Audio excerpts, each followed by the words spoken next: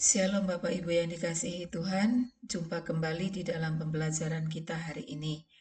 Kita akan melanjutkan dari 1 Korintus pasal 2 ayat 1 sampai 16. Di sini akan kita bahas dua perikop, yaitu yang pertama dari 1 Korintus 2 ayat 1 sampai 5 memberitakan Kristus yang disalibkan, dan yang kedua 1 Korintus 2 ayat 6 sampai 16 hikmat yang benar atau hikmat dari Roh Kudus. Yang pertama kita lihat 1 Korintus 2 ayat 1 sampai 5. Pada bagian ini Paulus sedang menjelaskan kepada jemaat Korintus bahwa ketika pertama kali dia datang ke Korintus, dia tidak memberitakan Injil dengan hikmat dunia. Sebab hikmat dunia tidak akan bisa mengerti apa itu Injil. Karena menurut hikmat duniawi, Injil itu kebodohan. Tidak bisa dinalar atau tidak masuk akal manusia. Lalu Paulus memutuskan untuk tidak mau tahu tentang apapun tentang Korintus dan orang-orangnya, karena Paulus mau memberitakan Kristus yang disalibkan dengan murni. Artinya, Paulus tidak mau pikirannya diisi dengan hal-hal lain selain Kristus yang disalibkan. Dengan demikian, pemberitaannya murni tentang Kristus yang disalibkan. Dalam pemberitaannya, Paulus benar-benar mengandalkan hikmat Allah, dan dia yakin bahwa ketika dia menyampaikan Injil yang murni, maka Roh Kudus akan membuat orang-orang Korintus percaya akan pemberitaannya, sehingga iman orang-orang Korintus tidak tergantung pada hikmat manusia, tapi pada kekuatan Allah. Inilah tujuan Paulus. Orang-orang Korintus benar-benar memiliki iman terhadap Kristus yang disalibkan karena Roh Kudus. Jadi iman mereka murni, tidak tergantung pada kepandaian manusia berbicara atau hikmat duniawi. Nah, pada bagian ini apa yang bisa kita pelajari? Pemberitaan Injil yakni tentang Kristus yang disalib tidak bisa dilakukan dengan hikmat manusia atau kemampuan bicara manusia yang hanya bisa menyenangkan telinga pendengar saja. Tetapi berita Injil harus dilakukan dengan hikmat Allah agar Roh Kudus yang bekerja dalam diri pendengar menimbulkan iman. Iman yang dihasilkan adalah iman yang murni yang tidak tergantung pada hikmat manusia. Nah, sebagai orang yang percaya kepada Kristus, kita diberi kepercayaan untuk pergi memberitakan Injil.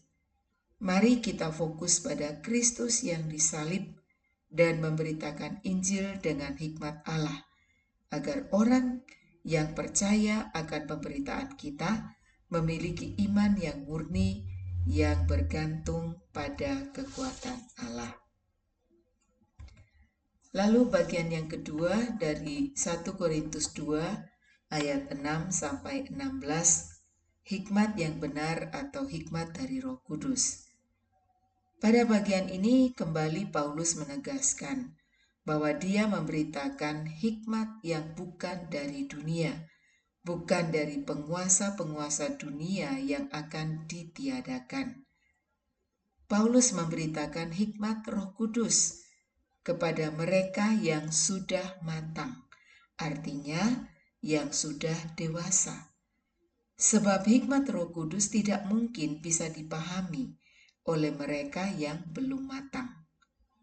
Penguasa-penguasa dunia tidak bisa menerima hikmat Allah karena pikiran mereka penuh dengan hikmat dunia.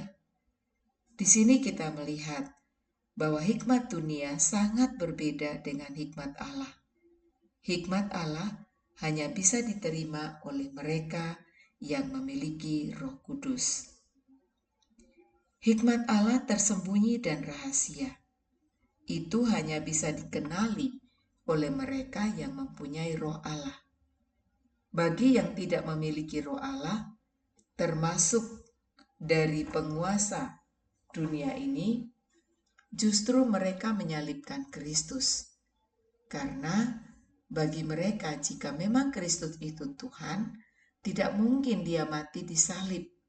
Buat mereka itu kebodohan. Dalam 1 Korintus 2 ayat 9 dikatakan, tetapi seperti ada tertulis, apa yang tidak pernah dilihat oleh mata dan tidak pernah didengar oleh telinga dan yang tidak pernah timbul di dalam hati manusia, semua yang disediakan Allah untuk mereka yang mengasihi Dia. 1 Korintus 2 ayat 9 ini bicara tentang hikmat Allah yang tidak bisa dilihat, tidak bisa didengar, tidak timbul dalam hati. Justru itu disediakan Allah untuk mereka yang mengasihi Dia.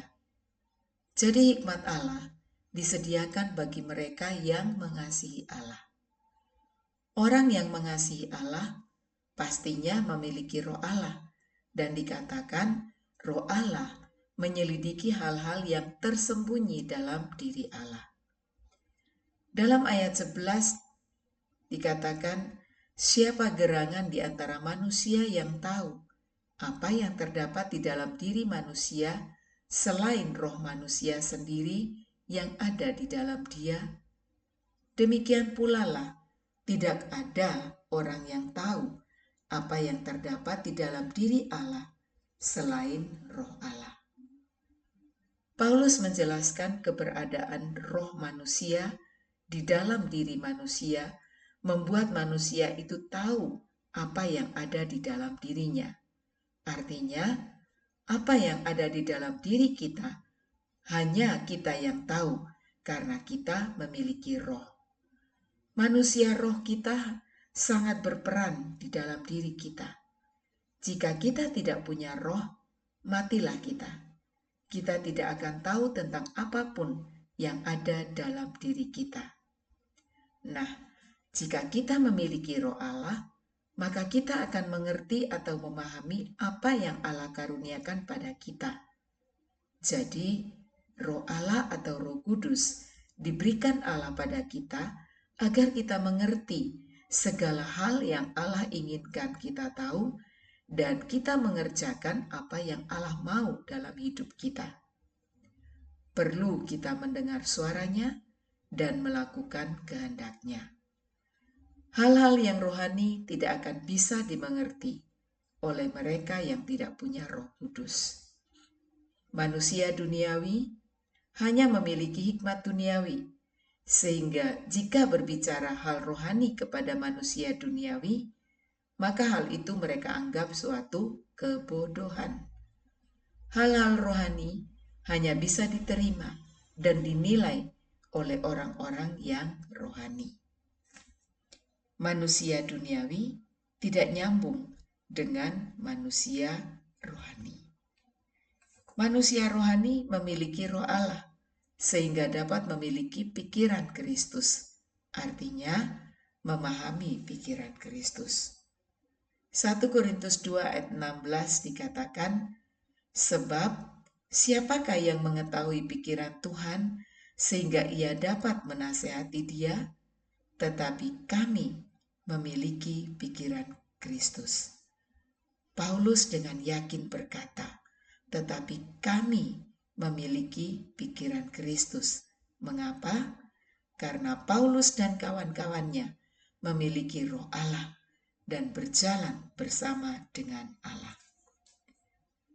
Pada bagian ini apa yang bisa kita pelajari? Hikmat Allah berbeda dengan hikmat dunia. Hikmat Allah melampaui hikmat dunia. Hikmat dunia hanya bicara tentang apa yang dilihat, didengar, dan timbul dalam hati.